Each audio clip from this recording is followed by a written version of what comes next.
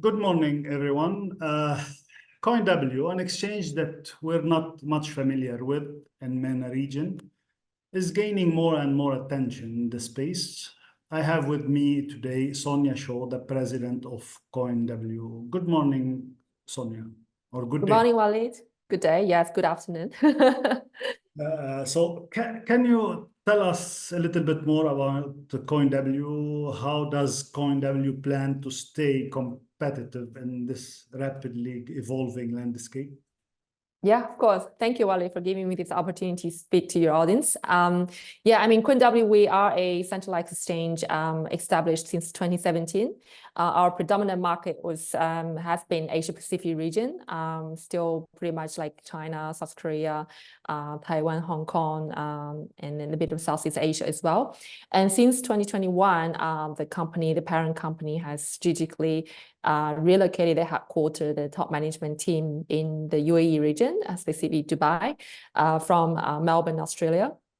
Given the fact that this region, in terms of that, the talent structure, the policies, and then the whole innovative part of the space, and then how supportive and progressive the governments are actually running it, everything is just right to relocate to this part of the world. So since then, we are trying to navigating the local region in terms of policies, and then how it actually complies with the region, and then also grow the business in the MENA region, and using, taking advantage of the Dubai as an anchor center of the MENA region.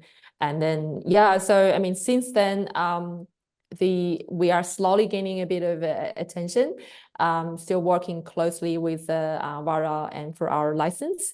And then globally, we are also anchoring different regions, including Africa region, all the emerging markets, and then looking at MECA in the Euro region as well. Maybe we're new to you guys, but we have been in business for the last 7 years. So this is the 7th years in the exchange business. We definitely feel this is the home for us now in the UAE. Dubai is amazing in every aspect. Just so glad to be here. I can't agree more about Dubai being an amazing place to be, and with the regulation in place. And actually, it's for me, as I have been living there for a while, so it's not about, yes, regulation is good, or this is good, or this is bad. It is about a whole ecosystem. Dubai has a great ecosystem coming from all sides, from how you travel, from how to do business, how the accessibility of Dubai and the connectivity all together Dubai is becoming the place to be.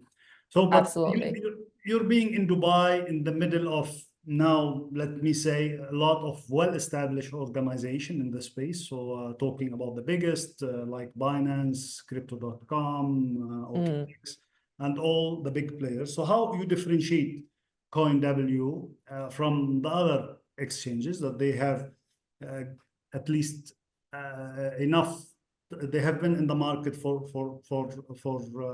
a good time now, and they have a portfolio of users as well, big number of users and traders. Absolutely. In terms of our company and product, I think if you talk about all these huge and big exchanges that has been around and then really taking a massive market share, it is a competitive environment. But when it's come to centralized exchange, the whole business has been evolving and changing in the last 2 bull runs, I would say. And then we have seen quite a lot of, black swan events happen, and including quite a lot of centralized exchange collapse in the business. So it was definitely quite, it wasn't really positive for the industry, having a centralized exchange, collapse and everything. So for CoinW, we have been around for 7 years. We have seen multiple bull and bear markets, and then we know how to run the business safely. And then we're not really there to compete with the top exchanges. And then even the top exchanges, like mentioned, you know, Binance and then all the big ones, they are facing quite a lot of pressure from regulators from different jurisdictions because the original centralized exchange-based model was just pretty much borderless, countryless, and governmentless, and then you just go out there and just get any user you can. And then I guess they had the advantage of that and got into the market early enough to capture that major, like almost, I think Binance had almost 80 to 70% of the market share at a point. One thing is quite a lot of big exchanges, because of regulation restrictions, that they didn't really do the right thing. And then also when it comes to quite a lot of serious problems, AML and stuff like that.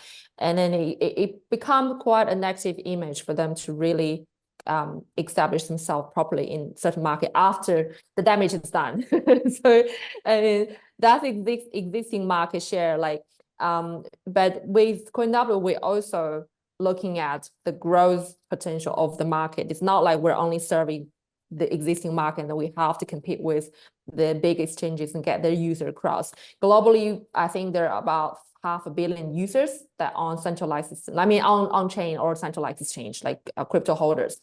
But we are positively looking at breaking that 1 billion user base globally next year, which means that we have another at least 500 million people to onboard.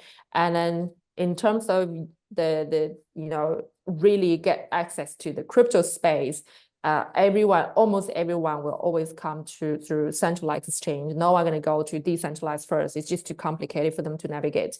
And then when we talk about facing the 500 million people, new users coming on board, we don't really have to really compete with the tier one big exchanges.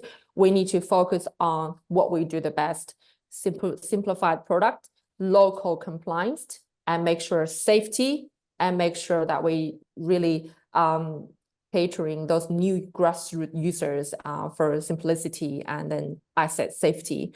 So if you focus on those ones, I don't really think we have to compete fiercely with the tier one. Yeah, so we still have a big pie to really eat in this. I agree. After ETFs, I believe it's a matter now of doing right thing to be able to convert the mainstream traditional people to the crypto space, and doing it in a simple manner is a key. So yes, exactly. I fully agree with you. Regarding compliance, you said compliance, and I don't want to say it's a hurdle now that or it's a big cost, but somehow in a way or another, the demanding structure from regulators all over the world, it's becoming somehow a cost center on every single exchange, and this obviously will lead either to raise the charges from an end or to lower your profit margin. So what's your strategy on the compliance then? It's definitely, we have to really balance that. You're absolutely right. Compliance and then all this reporting and everything, it's actually a big cost for every business when it comes to crypto business. And that's why we actually look at each region strategically. For example, in the UAE, Dubai, it's a hub. And then we want to be fully regulated here, regardless, like I told you just before the conversation, we have been in and out with Avara for the last 2 years for our VSE license, and just want to make sure everything's right.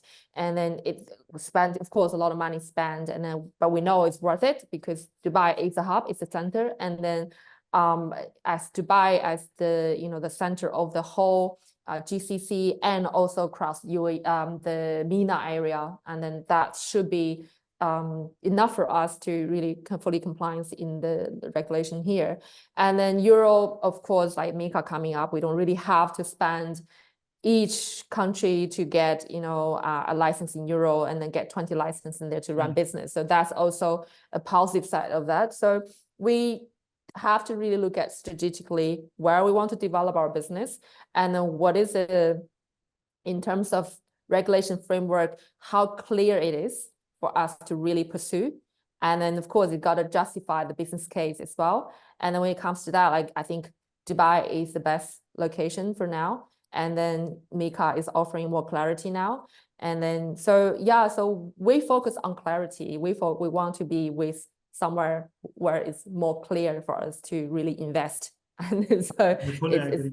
Yeah. Comparing UAE regulations with MiCA standard, and so I always said last year in one of the conversation we had on stage during Future Blockchain Summit is everybody wants to connect with Europe somehow, need to benchmark with MiCA and to match MiCA standard in a way or another. Yeah. And the UAE did amazing job on this level. Somehow, yes, still there's a lot of, I don't want to say glitches, but might be blind spots, like the travel rule, so many things that needs to be clarified. But regulators are doing great job on that level. So Sonia, I want to move on to lately, and this is where we touch base together. Lately, the Central Bank of the UAE announced regulation of payment token, or what we know it ourselves in the crypto space as stablecoin. So how did you receive this as a president, and what does it mean for you as someone running big exchange? Compare with your experience in Asia. So how did you see these regulation, and what might be their effect on the market? Yeah, I mean, it's interesting enough. When this news came out, the first thing I jumped to the compliance team. I'm like, okay, how is it going to impact our business operation in here locally? I mean, this is the first thing we want to know, right? So I think at this stage, if I'm not wrong, central bank, like UAE central bank regulation on stablecoin is the first central bank that they actually doing this globally. Exactly. I don't really see anyone else doing that. Exactly. I mean, the regulatory body and the central bank, somehow they can be quite different. So just from that perspective, I see this very positive. Like the actual central bank step in that accepts stablecoin as a thing, you know, is a legal what is like a product or whatever message, or so. I mean, that's definitely a positive point. A central bank actually accept and support that. And then I think moving forward, like in long run, it's actually create positivity and also liquidity to the market in the region. It really helps create more trust and bring more money into this crypto space, no doubt.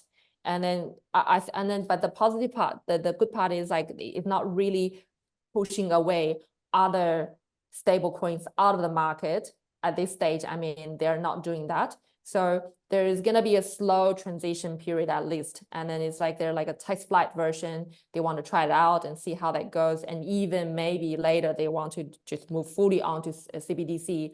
And then that also could be like just central bank, you know, cryptocurrency. And then, but I think from my perspective at this stage, it won't really affect the service provider like us negatively. It's not really like we can't really provide service for other stablecoin pairs or anything at this stage. And then if the central bank promotes local issuers to start doing AED-backed stablecoins, and then that will add more liquidity and then more trust to the ecosystem. And then of course, as a local service provider, we'll definitely work along with that as well and provide accessibility to our users, and when it come out, you know, when there's availability. So I mean, at this stage, I don't really see much negativity out of this. No need to be super alert or super nervous, and then it's all good at this stage, I think. So commenting on your statement, so for me, sure, I don't wish to see a CBDC. Retail CBDC myself, so I think it's inevitable. so hopefully it will not happen. And I believe what I saw and what I heard from central bank. So the existing now regulation on stablecoin already killed any retail CBDC. So it will be as a wholesale CBDC for cross-border payment, which is fine with me. And on stablecoin, a little bit of effect. Sure, yes, you have a buffer. We have a year time to adapt. But what's going to happen? Every issuer and every service provider, like or broker dealer, let me say, will have to get to receive an NOC from the central bank. Yeah. For them to be able to see to have more visibility on the off-chain data. So and central bank at the end of the day, as a regulator, he has responsibilities toward FATF, toward the whole monetary ecosystem. So they have to report all the onboarding, offboarding. So all the stable coin in the market, starting from Tether, USDC, and so on, they have to connect with the central bank, and the service provider who's gonna do the conversion between the existing stable coin and AED backed stable coin. They have to show their off-chain data. So let me move a little bit further here. So we had 2 bad weeks in the market. So Bitcoin was struggling. The German government were selling Bitcoin. Everybody was selling Bitcoin. But now the market restart again, and Bitcoin prices is pushing. So to put things together, we lived the hype before the ETFs. So after ETFs, things wasn't as expected for everybody, and then it dumped again, and now it's picking up. So I want your views on Ethereum ETF. So how do you see Ethereum ETF going? Because somehow we're in the middle of the approval period, and sooner or later this month we will see something about Ethereum ETF. Yeah, I mean, from what I read from the US side, I think, I mean, also from the industry sentiment, I just came back from ETHCC, it's almost a definite answer that Ethereum ETF is definitely a spot will definitely come through. And then I mean, I don't really think it's gonna capture as big volume inflow as Bitcoin. And then, but it's definitely a positive sentiment. And especially, I mean, for the last 6 months, if you can see the market has been Bitcoin market because of the institutional and Bitcoin market, institutional markets. It's not really retail market. It's not like the last bull run from 2020, lot of liquidity come out, and then, you know, the market, the retail market driving the price. But the last 6 months, it has been Bitcoin ETF driving, institutional driving. So the retail user not really back yet. And then I think all these approvals, and then on the positive side, like how they actually make crypto more mainstream and more institutional supported. But I see as we're moving a bit of like monetary loosen up and then rates cuts in second half of the year, and then also next year, we should be able to see the whole holistic side of like the market cap growing. It's not just one coin or two coins and then, you know, Bitcoin, Ethereum growing. And then a lot of like good projects, a lot of coins that should really go up, and then it hasn't been really moved too much because the liquidity is not really back yet. Fundamentally, we just don't have the money that we did from 2021. So that's the main reason. But from the Ethereum ETF side, I think it's definitely a positive move for Ethereum, because Ethereum also hasn't really moved as we expected it should, you know, following Bitcoin. So, I mean, I would say it will come through, and then it will create a positive sentiment for the market, for a lot of altcoins and also projects on Ethereum as well. Yeah, so that's in the short term. Fair enough. So I'll conclude with Dubai and with your license. You said earlier that you are close to finalize your VASP license with Vara. So it was a long experience, I believe, and it was you learned a lot on the course. But how did you see, or how did you how was the dealing with Vara? How they were good listener, they were ready to listen and discuss, or like typically as any regulator in the world, this is what we have, do it and come back to us? I mean, dealing with the regulators, I mean, the Dubai regulators is definitely the best to deal with in terms of how progressive thinking they are, how futuristic they are, and then how like they looking at problem now strictly. I think when it comes to the whole economy structure, Dubai is a new economy. I mean, UAE is a new economy. They're shifting away from oil focus on a lot of new industry focus, innovation focus. It's not like a lot of regions and then countries that they have all this heavy traditional business focus, and then they control a lot of government saying, they control a lot of the progress, how they make something welcoming for new industry coming, because we're a disruptive industry, and then we could actually hurt a lot of industry if you have a very well-established traditional business structure in the economy. So I think maybe fundamentally that's also quite a big reason. And of course, the management itself, I would like to call it management when it comes to government in Dubai, because I feel that's how the Sheikh run the country, how the Sheikh run the region, run the Emirates. It's like a company, a corporate, and then they're very successful one. Yeah, absolutely, very strategic and very smart, and then they know what is required to really make business to stay, make people to come. So they make the infrastructure so good, like you said, airports and all those buildings, properties, roads, and everything. And then on top of that, the policy make it easy for people to come in and to stay and to settle, schools and then visas and then everything. And then on top of that, they make the policy very, very clear and then also cooperative when it comes to when they're dealing with business, how we can actually listen to you, how you run your business in other regions, how we can actually make it, work for the local regulation at the same time, that make it less complicated for the business to really come in and settle. So that's definitely has been a very positive experience for us. I think the struggle we had was because crypto license is a new region for a lot of companies, and a lot of companies want to jump in as a consulting, as a legal service, but not every company really understand how it's done. And then we've gone through quite a lot of